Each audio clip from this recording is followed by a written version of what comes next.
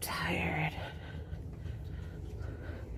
I didn't end up finishing reading Jackal yesterday, and now it's a new month. So we're gonna get to it today. Well, let's have a cinnamon roll and feel better. Let's have a couple cinnamon rolls. Let's have the last two. I'll warm them up. Hello. Wink. You're so silly.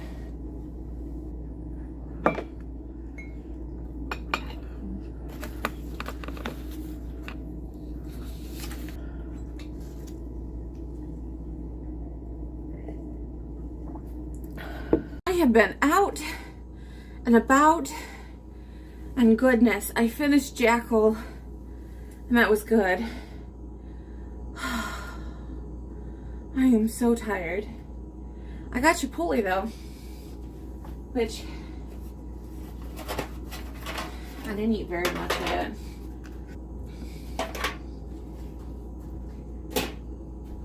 Okay, we're doing a good old-fashioned grocery haul. Grocery haul? Grocery haul.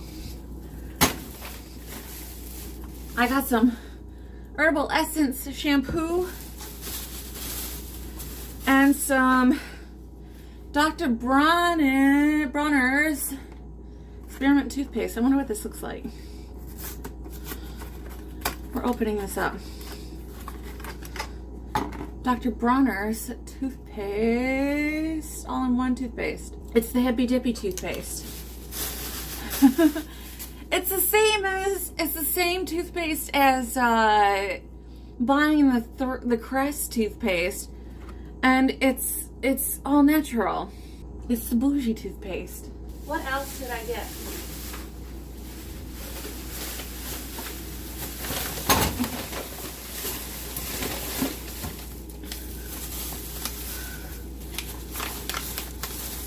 I got flour, which I have to put this in a thing because I have weevils. So I have to prevent weevils by putting it in a container.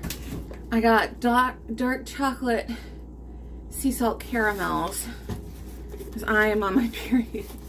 I got some peanut butter. I got some diced chilies, diced tomatoes with green chilies. And I got crushed tomatoes so I can make chili. So both of those are so I can make chili. I stocked up on pasta sauce, some Classico pasta sauce. I got some vegan butter for baking and cooking. And I got some butter queso because I was craving some cheese. I got some sourdough bread. It's not the usual kind of sourdough I get, but I got some. Kind of small. I got some wild mushrooms. Not wild mushrooms, just mushrooms. Just white mushrooms. I got a little pound bag of oranges. They're tiny. I got 3 bags of Dino Impossible Nuggets because I eat those like a lot. I got a bag of Beyond Burgers, and I got some crumbles.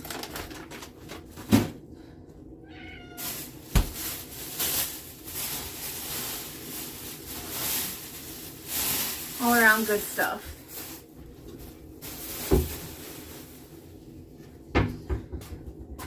Now I'm gonna go eat my Chipotle. Thank you. Some of my final thoughts about Jackal. So in the part 2 of Jackal, as I finished it this morning, drinking a coffee and having a bagel at the coffee shop before my eye appointment because I snapped my glasses. I went to put them on and they just snapped. Just weakened over time, I suppose. So I have new glasses coming. New glasses. Ooh. So you have to bear with me with these glasses for a couple weeks. Well, I'm getting new glasses. But final thoughts about Jackal. I thought the significance of the date was interesting. So they make it seem like it's the solstice, like it's some kind of pagan holiday, or that it relates to the Egyptian holiday, or like some kind of Egyptian ceremony, like Anubis or things like that. But I thought it related to possibly like Juneteenth, which is in America, because it's related to, I think they were in like Pennsylvania or something, which is the seat of transcendentalism, specifically. And there was a lot of like Emerson and Thoreau were from Pennsylvania. So I was very interested. You know, Juneteenth is the end of slavery. It was very interesting to me to think about running of young black girls through the Pennsylvania wilderness in the mountains around the date of the anniversary of the end of slavery. Just as a thought, I thought that it was very significant that it was like maybe like around Juneteenth. But yeah, I wasn't sure if it had anything to do with like Harriet Tubman or something like that, or oh God, what's her name? I can't remember her name. There's a slave story that I read as part of an antebellum class that I took, where I read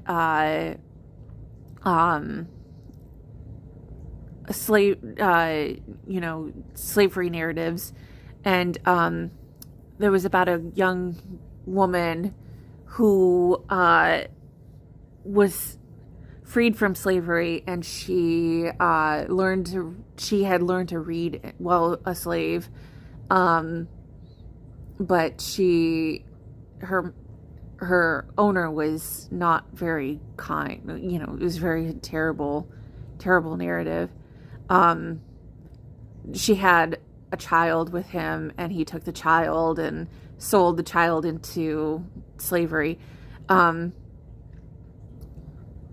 Apparently also, did you know that New Year's Day is also a really bad anniversary in slavery? That's the day when they break up families in slavery. Did you know that piece of history? Just as talking about, like, you know, Black history, since it's February and we're in Black History Month, but New Year's Day is a bad history day. Historically speaking, in Black history, because that's the day when they would break up families.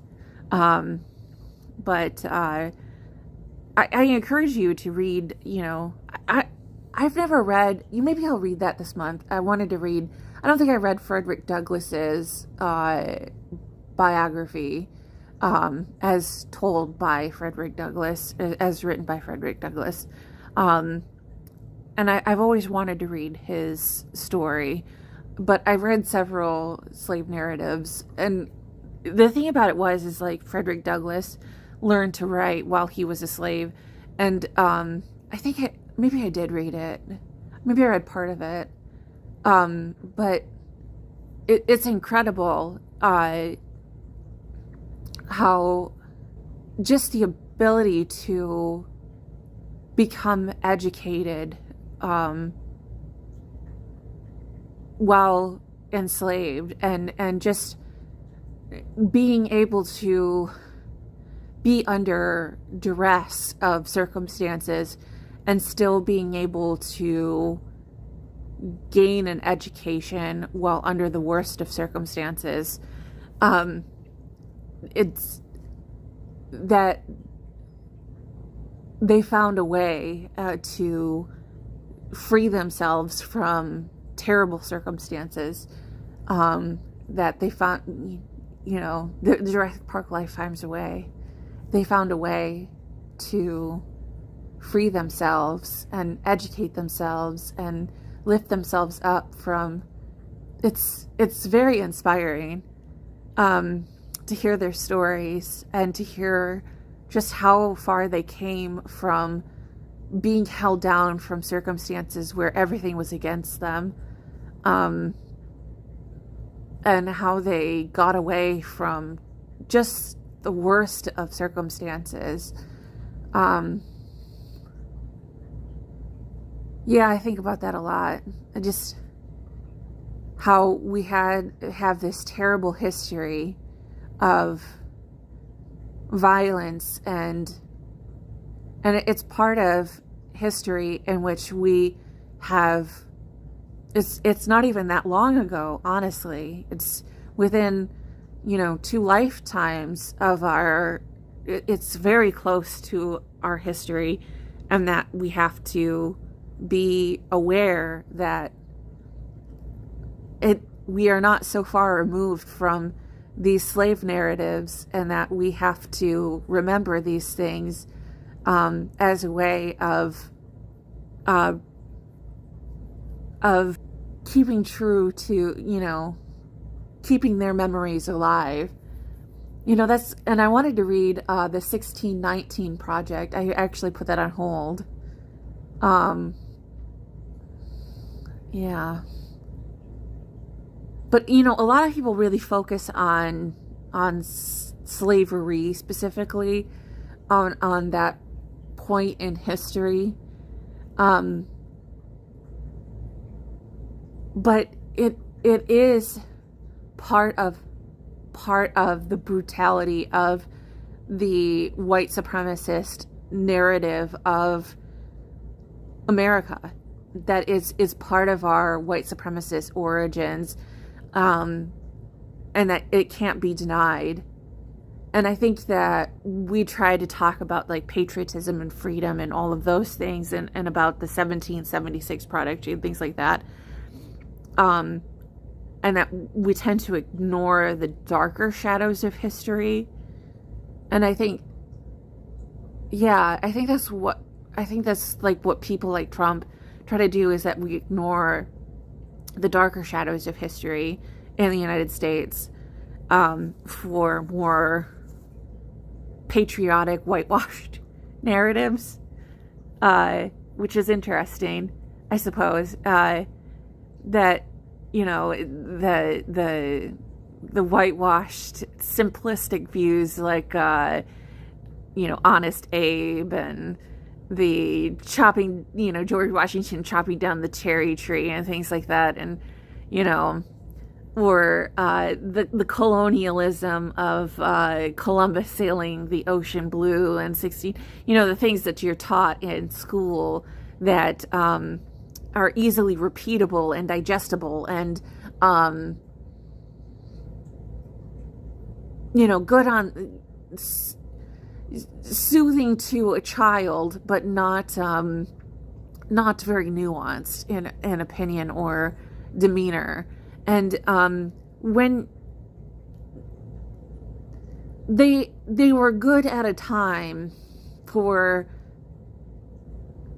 whitewashed history, for a colonialist history of children to latch onto, that felt comfortable because it didn't challenge them to think, hey, maybe we could be a little bit more complicated or more complex about these things. I don't know. I think about that a lot. But even when I was a kid, we talked about more complicated histories of things when I was in school, and we talked about more complicated history, and we read about more complicated history.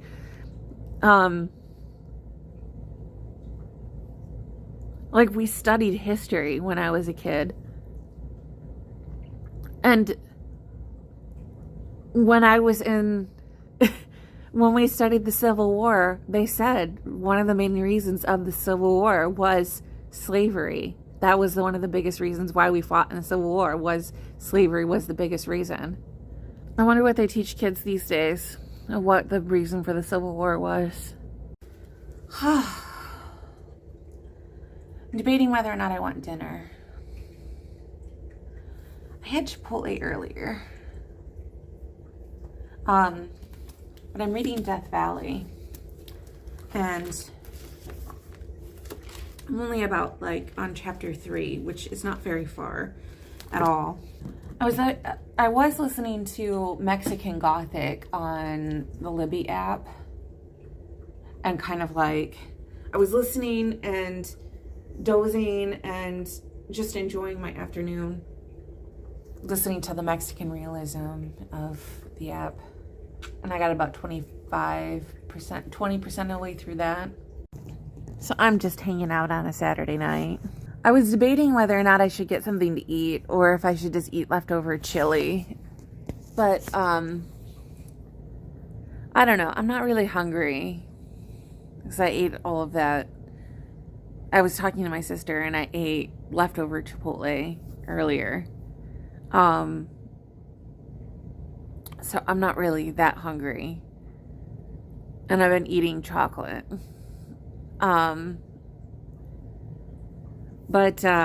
So I've listened to about 30% of Mexican Gothic, which it's getting really good. It's getting to some good parts of the book, and I'm like, ooh, this is really good. I'm about a third of the way through The Maidens by Alex Michaelides. I finished Jekyll today, and I've got about 4 chapters into Death Valley. So I'm making progress through several books.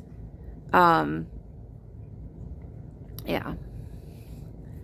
I'm kind of just not doing much today. Just sort of hanging around. I didn't do any writing today. I just did some reading. Enjoyed myself. Being on Reddit, being on r/books on Reddit is horrible. What are they reading? They're reading stuff that I read when I was a teenager. People on Reddit have trash taste. They're like, I didn't like Desperation or The Regulators. Yeah, because that's when he wrote his Richard Bach. Those are terrible books. And they're like, Rosemary's Baby was pretty good. What are they reading? It's Black History Month. What are they reading? I didn't read any of the books on my physical TBR from my bookshelf for January. But we're going to try again. I pulled some books for February. I got The Hate You Give. I started reading it, and I'm about this far through, so I'm going to try and finish it. Then I have Ta-Nehisi Coates' The Water Dancer, so I'm going to try and read that for Black History Month.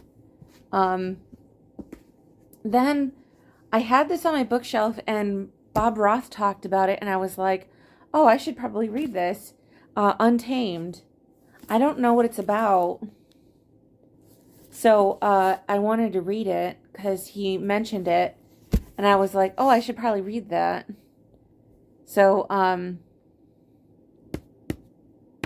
going to try and get to it this month. Then I kind of wanted to read a couple fluff books. So I have A Lesson in Vengeance,